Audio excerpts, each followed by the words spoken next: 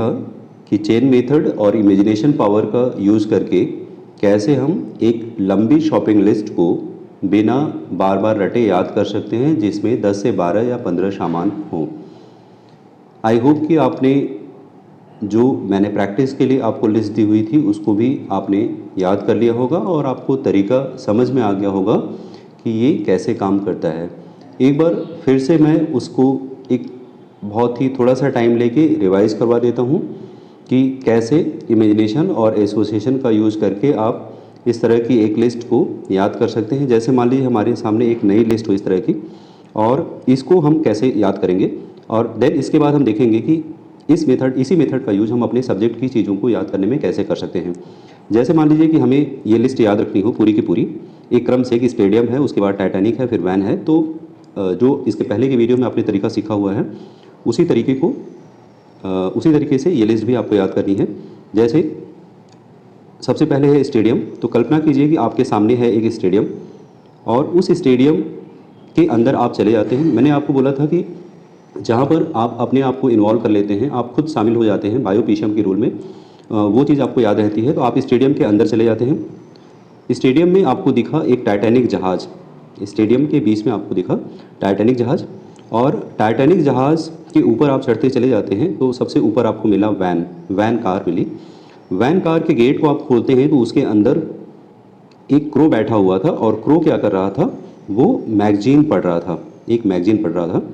और उस मैगजीन को आप खोलते हैं तो उसके अंदर से आपको एक आयरन की रॉड मिली, और आयरन रॉड आप हाथ में लेते हैं तो जैसे ही आप हाथ में लेते हैं तो वो एक कोबरा नाग में बदल जाता है, और कोबरा नाग अपने मुंह से एक कील निकालता है, नई कील निकालता है, और उस न्यू कील को आप एक कप में रख देते हैं, और कप में जैसे ही रखते हैं उसमें से एक जिन्न बाहर आता है। तो आई होप कि इस तरीके से इमेजिन करके इस लिस्ट को आप आसानी से याद कर सकते हैं। आगे हम देखते हैं कि इस लिस्ट को याद करने का जो हमारा ये तरीका है, उसी तरीके का यूज़ करके कैसे हम अपने सब्जेक्ट की चीज़ों को आसानी से याद कर सकते हैं। जैसे मान लीजिए कि हमें याद करनी हो केमिस्ट्री के पीरियोडिक टेबल के इन एलिमेंट्स को, और इन्हें हमें एक क्रम से याद रखना है कि जैसे सबसे पहले है हमारा केमिस्ट्री का एलिमेंट स्कैंडियम, फिर टाइटेनियम, फिर वैनेडियम, फिर क्रोमियम, फिर मैग्नीज, फिर आयरन, फिर कोबाल्ट, फिर निकेल, फिर कॉपर और जिंक। तो इसको कैसे एक क्रम से याद किया जाए, अभी हम इसको क्रम से याद करना सीखेंगे।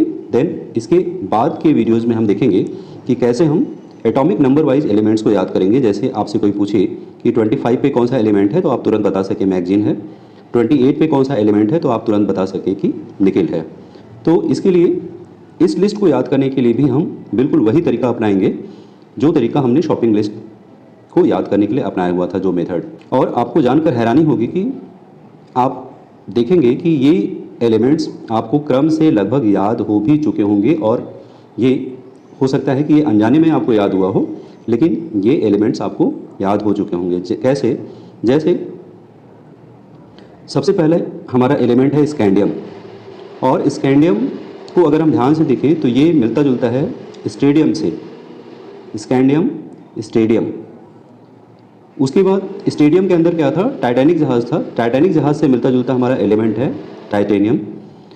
टाइटैनिक जहाज़ के ऊपर क्या रखा था, वैन, तो वैन से होगा वैनेडियम।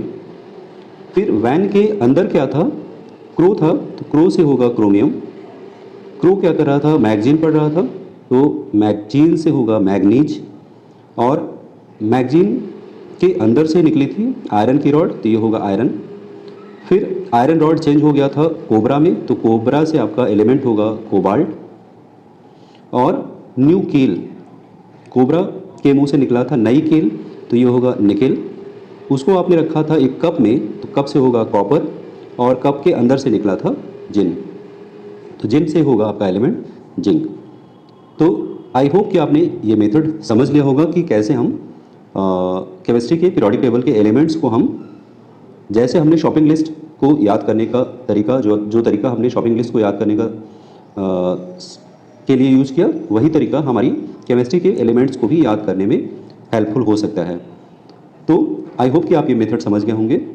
इसके आगे के वीडियो में इसके एक दो और एग्जाम्पल्स हम लेंगे, जिससे आप और ज़्यादा बेहतर तरीके से इस मेथड का यूज अलग अलग सब्जेक्ट में और अलग अलग चीज़ों को याद करने में कर सकें।